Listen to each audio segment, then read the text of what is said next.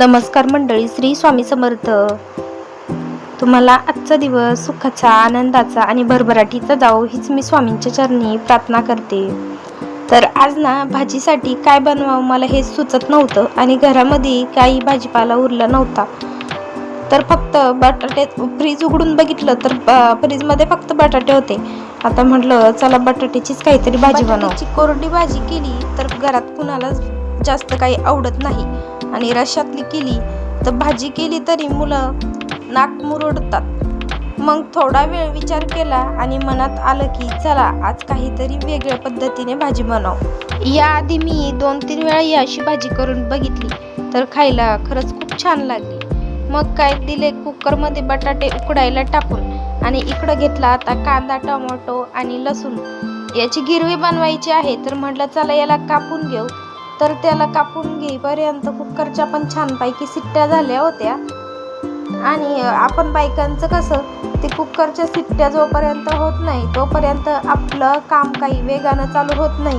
तर आता माझ्या कुकरच्या तर शिट्ट्या झाल्या होत्या आणि माझं दुसरं बाकीचं जे काम आहे ते पण वेगानंच चालू झालं होतं. मग मी ना इकडं घेतला कांदा, लसूण आणि टोमॅटो चिराला आणि आपण काही काम हाती घेतलं आणि मुलं त्याच्यामध्ये मध्ये करणार नाही असं तर कधी होतच नाही ना. तर मग याचं पण तेच चालू होतं, सारखं नुसतं मध्ये करत होता आणि मग त्याचं चालू होतं की मम्मी मला पण चिरू दे म्हणे.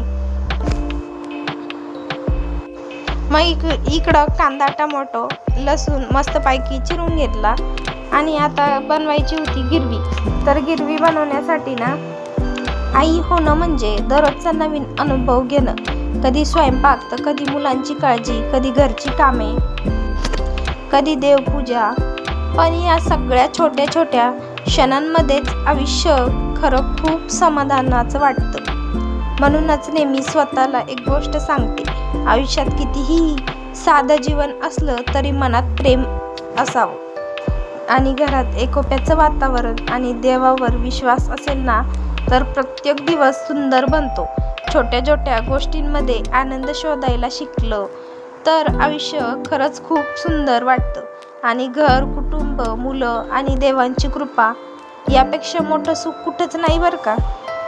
तर चला मग आता माझी गिरवी पण बनवून झाली होती आणि बटाटे पण बारीक कापून झाले होते. तर मग ना मी आता कढाई ठेवली गॅसवर.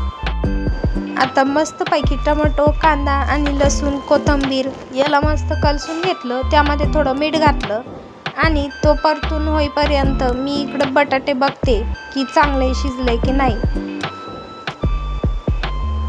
आणि बटाटे ना जास्त शिजलेले नको, म्हणजे असे थोडे थाडेच पाहिजे. कारण जर आपण त्याला जास्त शिजवलं ना आधी कुकरमध्ये तर ते नंतर भाजीमध्ये पूर्ण एकदम गाळा होऊन जाते आणि भाजी एकदम घट्ट होते आणि त्याची चव पण वेगळीच लागते. त्याच्यामुळे ना ते जास्त गाळा होऊ द्यायचे नाही, असे थोडे थाडेच शिजवून घ्यायचे. मग आहे ना तोपर्यंत मी बटाट्याची साल पण काढून घेतली, बटाटे कापून घेतले आणि आता आहे ना भाजीची सुरुवात केली होती. तर कढाईमध्ये तेल टाकलं, 2 चमचे तिखट टाकलं आणि मसाले, कोथिंबीर सगळं व्यवस्थित टाकून घेतलं आणि ना मग त्याच्यामध्ये थोडं पाणी सोडलं. कारण जर आपण असं थोडं पाणी टाकून घेतलं ना आधी आणि मसाले व्यवस्थित कलसून घेतले ना तर त्याच्यामुळे ना भाजीवरची तरी, कितीही भाजी शिजली तरी भाजीवरची तरी काही जात नाही. मग त्याच्यामध्ये गिरवी टाकली, त्यानंतर मीठ, थोडंसं हळद आणि ते टाकून घेतलं. मग नंतर परत पाणी, जेवढी भाजी बनवायची ना तेवढं पाणी, आपल्याला रोज जेवढी भाजी लागते तेवढं पाणी त्याच्यामध्ये टाकून घ्यायचं आणि ते कापलेले बटाटे त्याच्यामध्ये टाकून द्यायचे. खरंच ही भाजी खायला आहे ना खूपच टेस्टी लागते बरं का.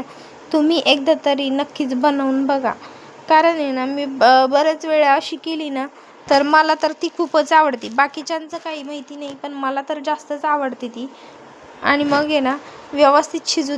आता भाजीचं तर काम झालं होतं, त्यानंतर बाकी होतं माझं संध्याकाळचं सगळं काम. सगळं लाईट लावणं, देवपूजा करणं आणि बाकीचं पूर्ण आवरून घेणं. तर इकडं आहे ना यांचे चालू होते भांडणं. असं होतच नाही की त्यांच्या दोघांचे 1 मिनिटही भांडणं शांत राहतील म्हणून. सारखे दोघं नुसते भांडत असतात. मग नंतर ना मी इकडं देवपूजा लागले तर ते दोघं पण माझ्याजवळ रोज संध्याकाळी म्हणजे देवपूजा करायला बसले ना तर ते रोज संध्याकाळी दिवा लावायच्या टायमाला बरोबर येतात. एखाद्या वेळेस मी जरी विसरले ना तर ते मला लक्ष देतात, मम्मी दिवा केव्हा लावायचा आहे. आणि जेव्हा दिवा लावायला बसलो ना तेव्हा ते रोज शुभम करोती म्हणतात. त्यांना आता ही रोजची सवयच लागली. देवपूजा झाली तोपर्यंत ताई पण शेतातून आल्या होत्या आणि त्यांचे तोंडात पाय धुईपर्यंत मी इकडं चहा ठेवली. चहा मस्तपैकी उकळलेली आणि मग त्यांना दिली. आणि आता लागायचं होतं मला पुढच्या कामाला. तर पुढचं काम म्हणजे मला बनवायचं होतं आज कॅटलिस्ट. तर त्याच्यासाठी मी बटाटे उकडलेले होते ना त्याच्यामधलेच ठेवले होते, फक्त चटणी बनवायची राहिली होती. मग त्यानंतर तवा ठेवला, त्याच्यावर मस्तपैकी कांदा, कोथिंबीर आणि बडीशेप ते सगळं घालून घेतलं. व्यवस्थित चटणी बनवून घेतली.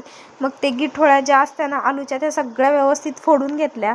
आणि तर चला आता चटणी तर आपली व्यवस्थित झाली होती. आता दुसरी तयारी करायची होती. तर मग मी इकडं चुन्याचं पीठ मळवून घेतलं. त्यामध्ये थोडीशी कोथिंबीर, हळद आणि जिरं आणि थोडं चवीपुरतं तिखट टाकलं. मी कमीच तिखट वापरलं कारण हे मुलांना खायचं होतं. मग त्यानंतर ना पावला मस्तपैकी लावून घेतलं आलू आणि तळून घेतलं. खरंच हे खायला खूपच छान लागते बरं का. तुम्ही एकदा नक्की बनवून पहा. बाय, भेटूया पुढच्या व्हिडिओमध्ये.